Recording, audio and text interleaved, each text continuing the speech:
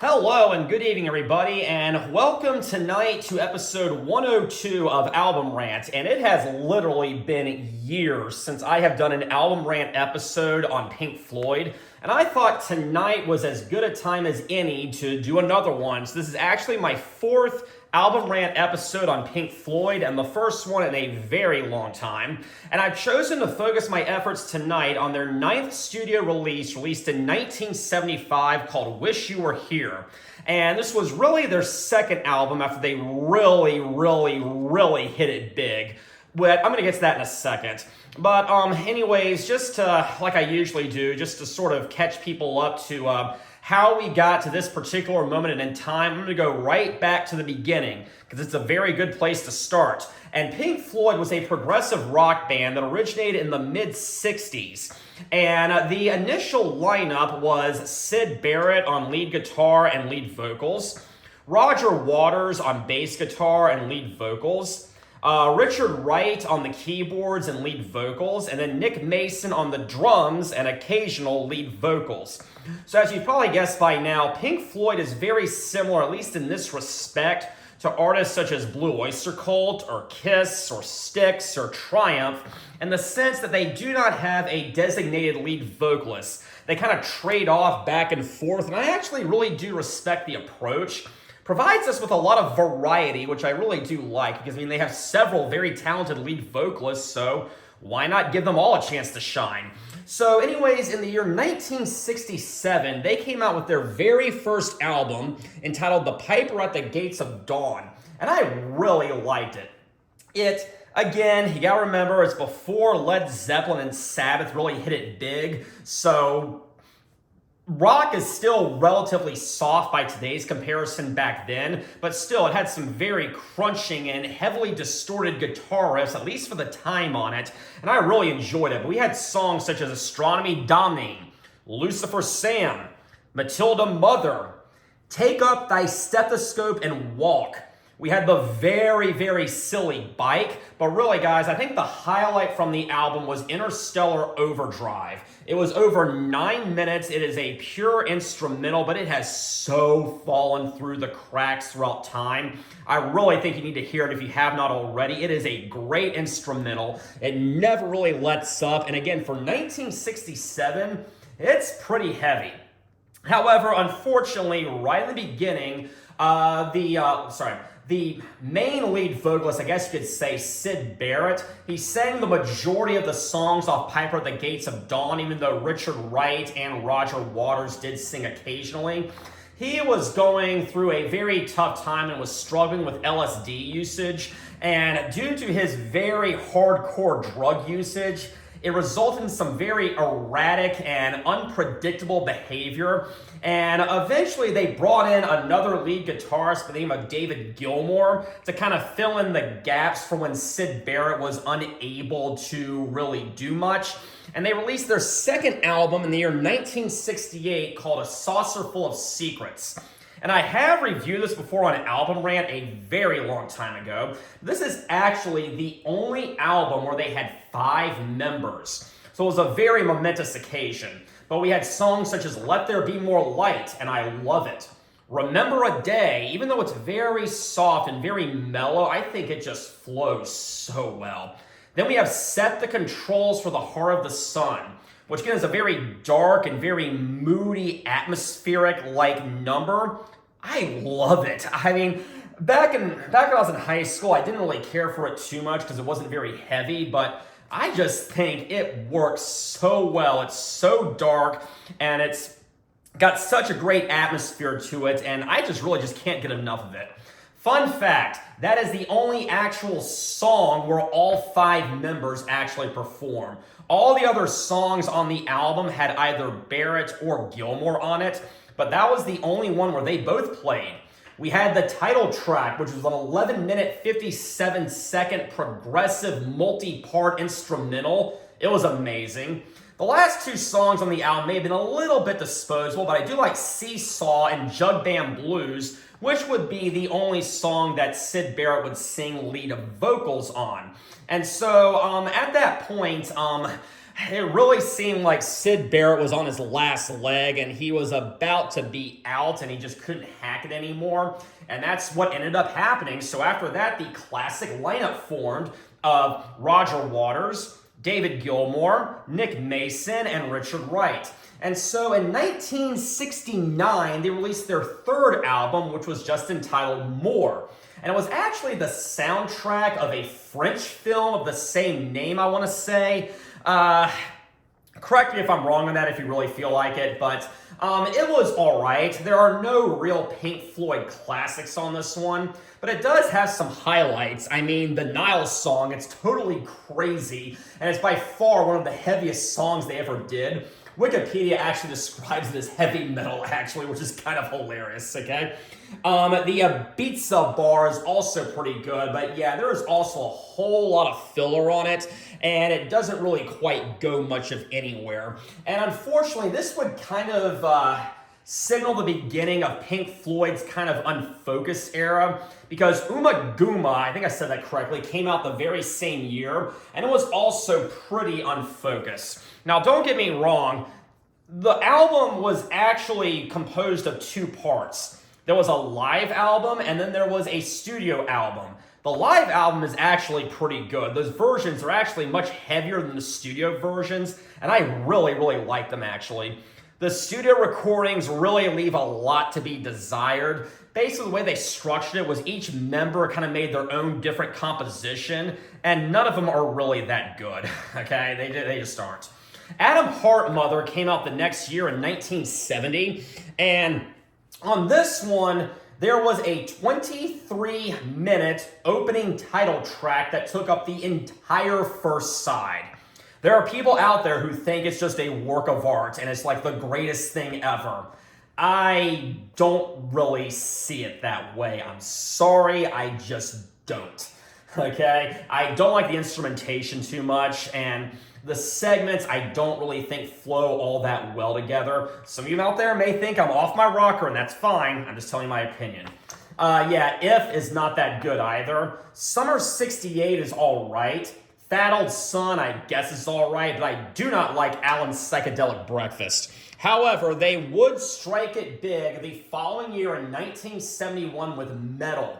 And I have reviewed that before on Album Rant, and it is a huge improvement over the previous three albums. One of These Days was a great instrumental. I do like Fearless. I do like Seamus, but really, guys, the highlight is the album closer, which takes up the entire second half, called Echoes. Again, it is multi-parts, composed of all these different movements that work so well together. It's a very intricate piece of art, and I'm guessing you've already heard it, but if you haven't, please check it out, because it is a great composition. So yes, the following year in 1972, they recorded another soundtrack album called Obscured by Clouds. And that's all right. The title track's all right. I like When You're In. I like The Gold It's In The. I like Freeform. That one's not bad. But overall, it's pretty disposable. But all of that changed in 1973 because they released what many consider to be their best album. Do I think it's their best album? That's debatable, but no matter what, it's definitely in the top three, and that would be Dark Side of the Moon. And there are a ton of Pink Floyd classics on this album, such as Time, Money, Us and Them, Brain Damage, Speak to Me, all of, what else? We have Speak to Me and, Breathe. Had a little brain fart right there. But anyways, it was a great album, and it is considered to be an absolute classic, one of the greatest albums ever performed. So 2 years later, in 1975, they came back with their 9th studio release, Wish You Were Here, and that is what I am reviewing tonight. So we're going to see how all of this works out. Now, right here is the cover. It looks pretty artsy. Pretty typical for them. On the back, we just have more artwork, and as you can see right here, I am pretty sure this is an original press. It's definitely not a remastered, so it's not really in the best of shape, but I'm going to have to do with the best with what I can. when I was buying this, I was looking for a remastered version. It was not available. So right there, we have more artwork. Flipping back here, we have some credits. And yeah, this is going to be a little bit awkward, but I will do my best. This right here is side number 1. And it includes Shine On You Crazy Diamond, parts 1, 2, 3, 4, and 5, along with Welcome to the Machine. Yeah. Shine On You Crazy Diamond is actually made of 9 parts, and it's split. 5 of the parts are on side 1. The other 4 parts are on side 2. Why it's like that, I can only guess that if they combined it all together, it would fit rather awkwardly on the record. It would not balance out the sides very well. So that's about the best explanation I can come up with.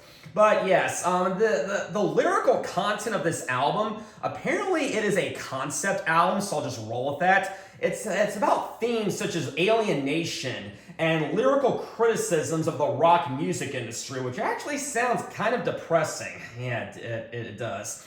It also heavily pays tribute to Syd Barrett, who again is not with them anymore, and the guys kind of miss him and really, for lack of a better term, wish he was here. But another kind of a sad thing, actually. Barrett actually did visit the studio quite a lot during the recording of this album, and he looked just terrible. He was very overweight, he was bald, and a lot of the members just didn't even recognize him because his health and his body had deteriorated so much due to drug usage and just simply not taking care of himself, so not great.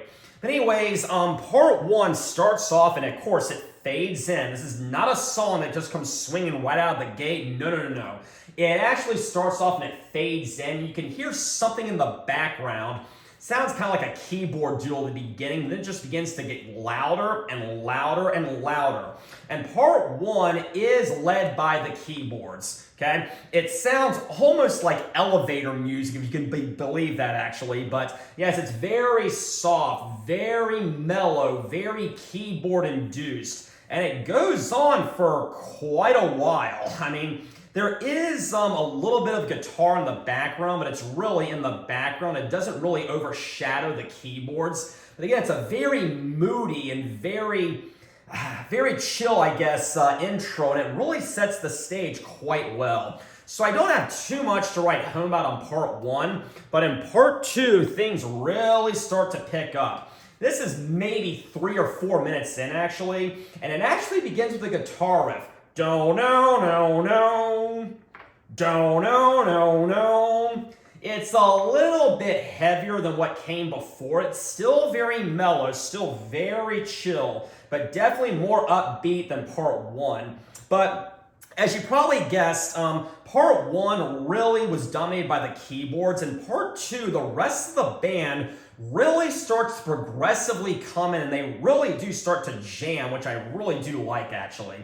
And it does start to get more upbeat, actually, and the ending has a pretty crunching guitar solo, so I will give it that. Part 2 is pretty awesome. But then we have part 3, and it again starts out very mellow, again led by the keyboards, and it starts to get much more slow and moody. However, when they played this live, and yes, it did get played live quite a bit, Gilmour would allegedly add more distortion to the guitar, and I guess that really set a better atmosphere and everything. But there does come a moment in part 3 where it seems the song is about to fade out, but it doesn't.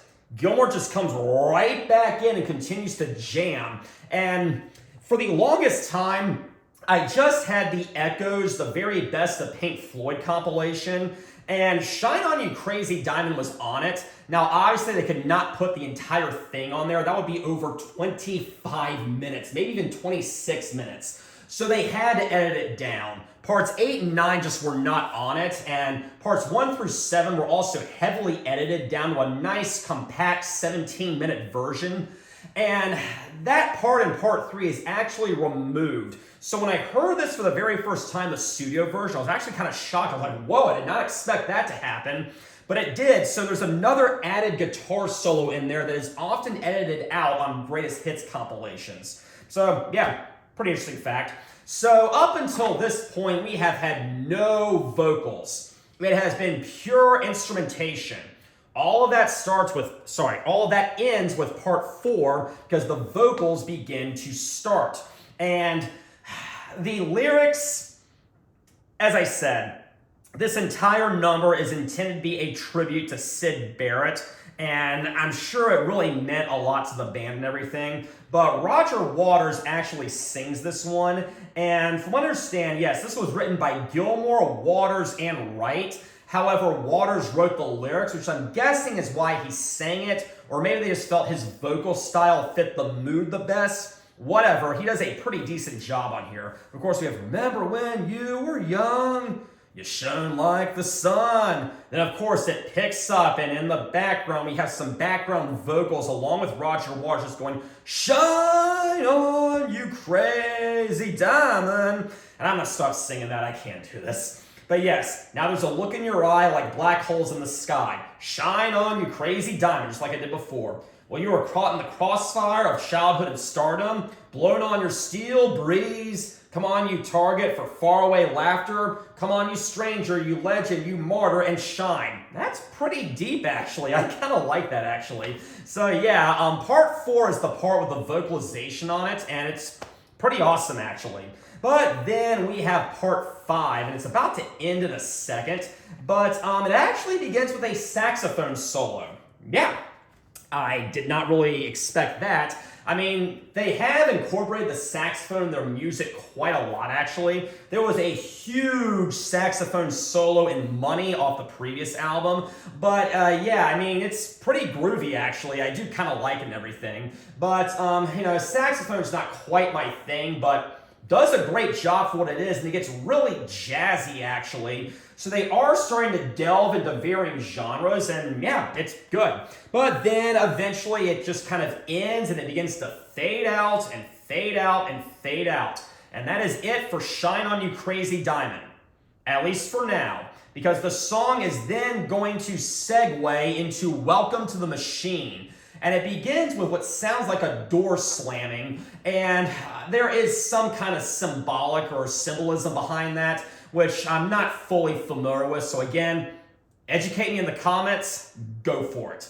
But yeah, this one is very dark and very moody, actually. David Gilmour sings this one, and again, from what I gather, it's about the greed within the music industry, and the music is the machine, so they've been welcomed to the machine. That's my best interpretation for it. But yeah, like I said, Gilmour sings this one, and I don't think his vocals are really the strongest on here. I mean, of course, he's a very talented vocalist, but just the way he's singing it didn't really work for me as well as other Pink Floyd songs. But again, it kind of maintains the same little rhythm for quite a bit.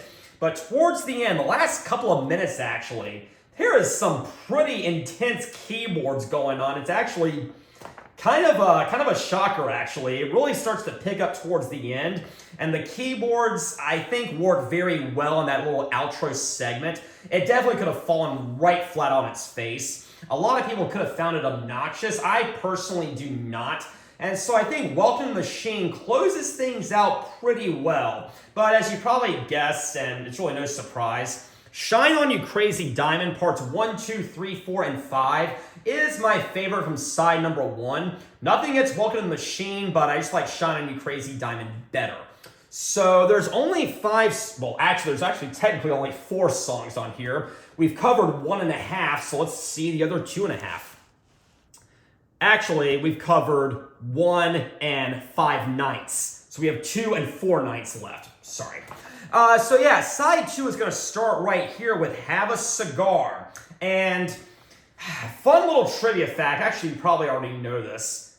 The person singing lead vocals is not a member of the band. It's actually Roy Harper, who I believe is a folk singer. I'm not really that big of a Roy Harper fan, so I don't know that much about him. But apparently, both Waters and Gilmour felt they couldn't adequately sing the song. They even tried it as a duet which they have done before. But it just wasn't working apparently. And they found Roy Harper and they asked him to sing lead vocals. And allegedly, this was intended to be a payback that Roy would sing on this, because apparently David Gilmour did a favor earlier for Roy Harper. He gave him some guitar licks. So in the end, everything kind of balanced out. But honestly, he does a great job on it, so I wouldn't have the song any other way. However, due to later reports from what I've read, apparently Gilmour just didn't want to sing it at all because he didn't share the same views of the subject matter as Roger Waters did, as this was again about the music industry and the greed that's embedded within the music industry, and he just wasn't really on board for that, so he didn't want to sing it. And either way, it worked out for the best, and this, what I believe, is the perfect version. And Harper actually did sing it one time for them in concert, which I think is pretty incredible. And Waters does continue to perform this in his solo career, so yeah, honestly, it's a Pink Floyd classic. And this one also often sometimes falls through the cracks. I have heard it on the radio, but it's not as well known as some of their other stuff, which I think is kind of a shame.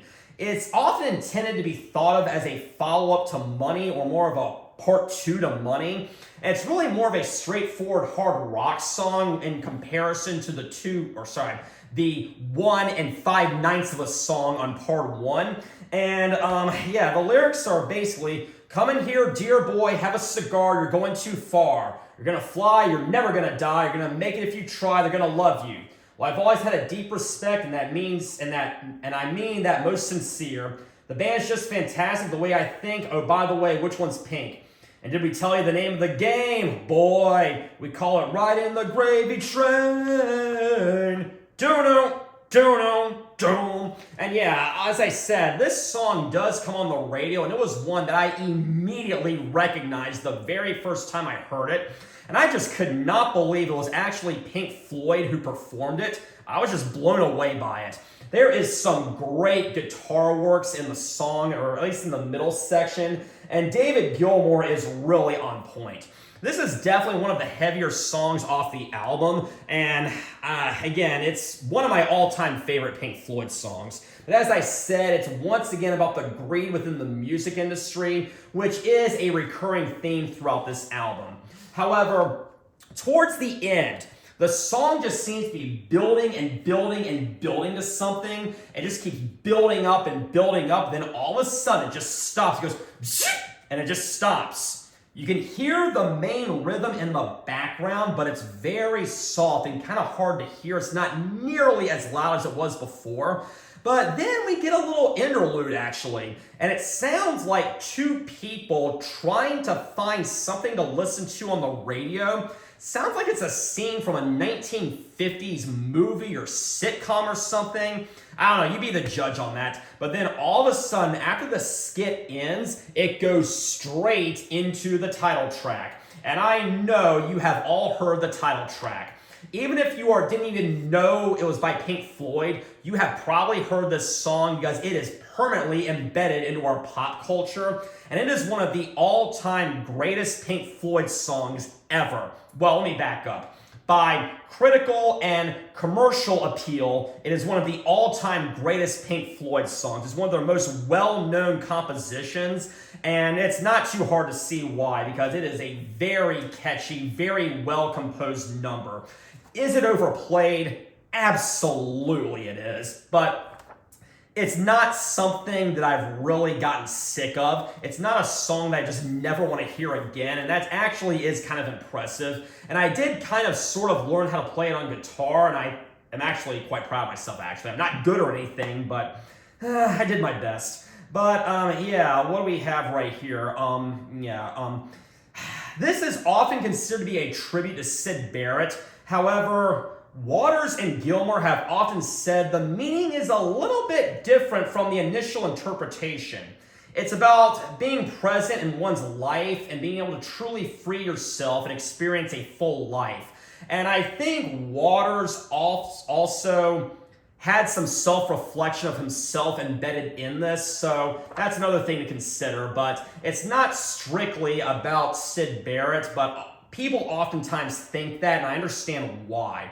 But yes, so you think you can tell heaven from hell, blue skies from pain. Can you tell a green field from a cold steel rail, a smile from a veil? Do you think you could tell? And yes, the guitar comes in acoustically, but it sounds really great. And the song really just seems to keep building up and building up to something. And it's just such an emotional number, actually. How I wish you were here. We're just two lost souls swimming in a fishbowl year after year. Running over the same old ground, what have we found? The same old fears, wish you were here.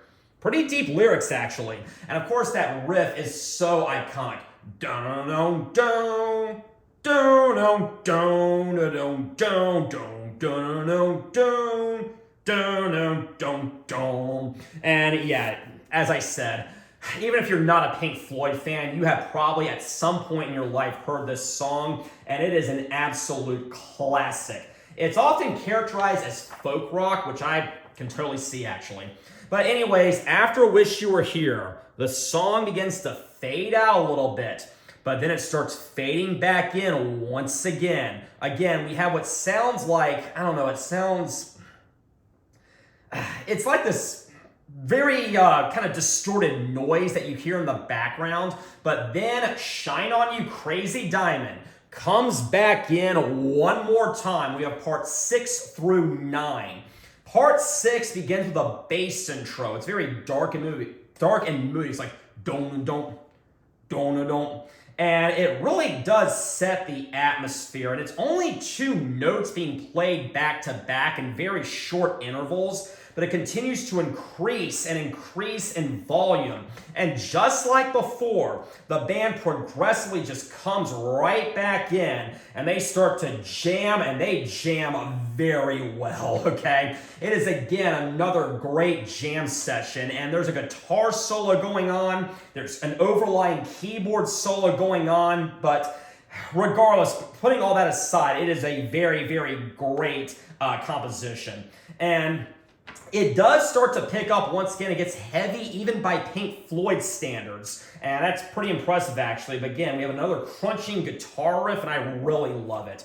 But then part 7 begins. This is about 4 minutes in actually or so, something like that. And we once again have some vocalization. And I really do actually kind of like that the vocal segments are on the 2 different sides of the album. I think it really kind of bookends things very well. But yes, nobody knows where you are, how near or how far. Shine on, you crazy diamond. And yeah, the lyrics are a little bit different, but it follows the same basic rhythm and structure. And again, Roger Waters, he sings it very well. He's a very talented lead vocalist, at least when he wants to be.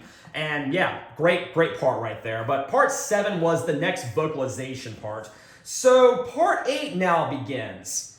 And it begins to slow down a little bit. And it goes back into one of the main rhythms from earlier.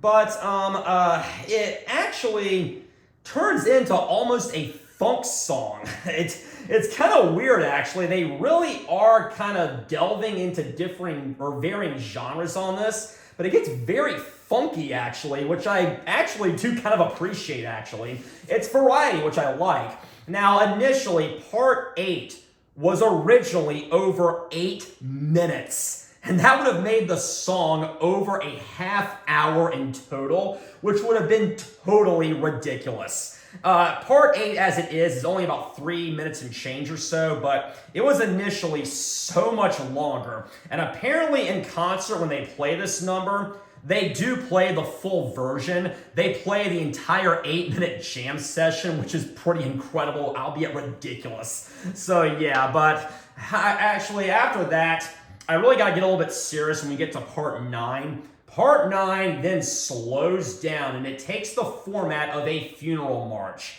And this really is kind of a farewell to Syd Barrett. It's kind of a coda where they're saying their last final goodbyes, and it's dominated by the keyboards. It's not very heavy. It's still kind of mellow, but it's so emotional, and just you feel the torment the band is going through. And this is going to end up closing out the album, and it concludes in a very fine fashion with a big epic conclusion, and that is going to be the end of the album. So my favorite from side 2, I'm probably going to go with Have a Cigar, but side 2 is great from beginning to end. The only real weak spot, the spot that I think is weakest on this album is probably Welcome to the Machine, but it's still not a bad composition, but everything on this album is really top-notch. And I very much do recommend Wish You Were Here by Pink Floyd. It is one of their best albums ever, and it's one of the best rock albums of all time. So please, pick it up. If you have not heard it, you will not be disappointed. So anyways, thank you all for joining me tonight. Next week, I would like to continue the countdown, but until then, have a very pleasant evening.